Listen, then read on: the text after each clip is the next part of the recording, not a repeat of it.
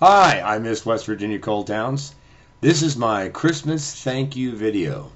How about that?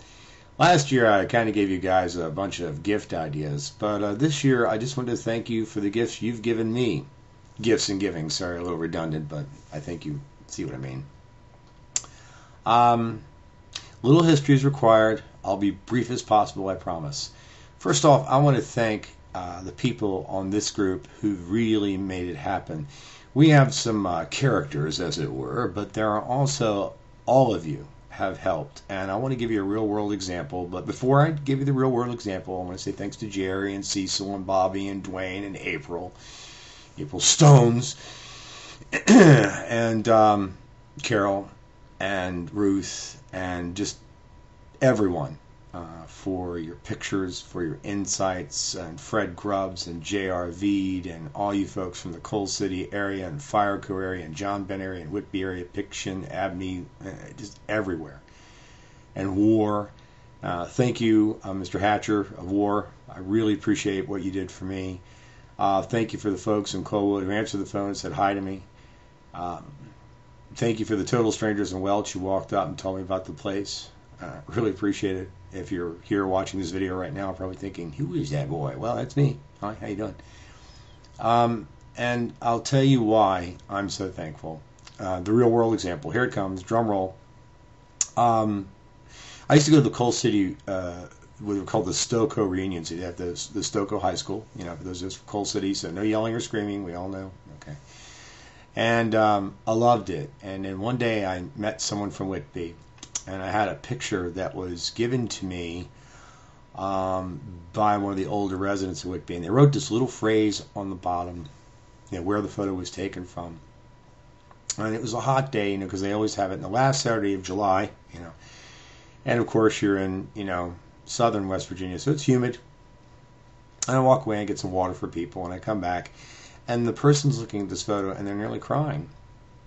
And they look at me and they're, where did you get this photo? And it turns out it was really near their home. And they remembered so much. And they told me everything they remembered. And I learned a lot that day. And I think that's the point, some people look at our current group. It's just a big repository of photos and memories. And that's great, fine.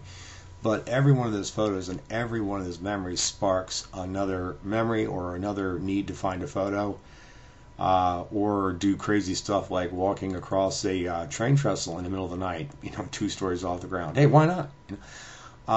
But those kinds of things spark not only the memories, but the feeling you had when you lived in a coal town, just the joy, your childlike joy. And not only childlike joy, but just the reality. It's like you were there. And I like that, but there's a part of that some people will say, well, it's kind of like, reliving your childhood or whatever. No. When I started researching coal towns in 2002, it was a lonely place. There were 2 or 3 people on the web who really did a fantastic job.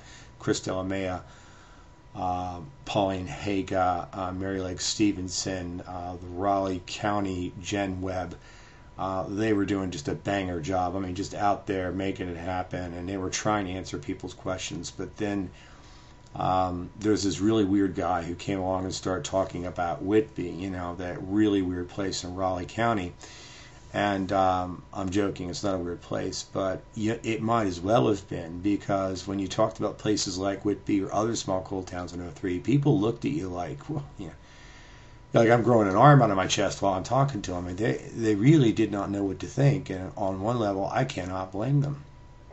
And after time, a lot of time, people began to see that I was just there for the history. I wasn't there to, write my novelette of great Americana. I wasn't there to just make a movie of some bizarre thing or take people's photographs and hoard them for myself. None of that. I was just there to try and preserve the history. And I learned a lot, and I am grateful for that. And I just wanted to leave you guys with a thought, and that every photo you put up or every memory you have, you're going to get people who are like, there's no way that happened, or they'll agree with you. Yeah, I remember that. just remember that in that real world example I gave you, had somebody not written something on my photo or made a comment about it, that person would not have remembered. I would have lost a lot of history that day. And it wasn't just Whitby history, it was history of just all around the towns, what happens to coal towns, etc. It was fascinating. Not because I read it in a book, but because it was right there. I was sitting 1 foot away from a person who had lived that history. And that's a hell of a lot better than any book you're ever going to read or every movie you're going to watch. Although there are some good movies and there are some fantastic books. I want to just impress on you that preservation of history is not splitting an atom. It's not finding the Higgs boson. It is something anyone can do. And you guys have done it, all 1,400 plus of you, and I want to thank you. I've learned more from you in a year than I could have in 10 years of burying my head in a book or a library. And all those pictures you put up that I used to spend weeks finding appear every day or every hour, that is just mind-blowing. That is incredible. I cannot emphasize how thankful I am to see that and to even have that shared. Thank you all so very much. And I hope that our group continues to grow, and I hope that the feeling of sharing and learning continues. It's how we're really going to preserve our history.